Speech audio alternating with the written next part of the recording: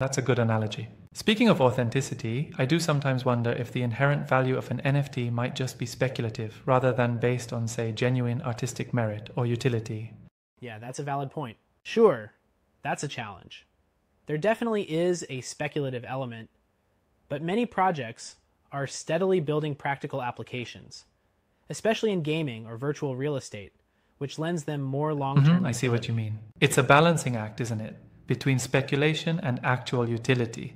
But overall, the underlying blockchain tech and the idea of verifiable digital ownership are groundbreaking. Absolutely, it's groundbreaking, for sure.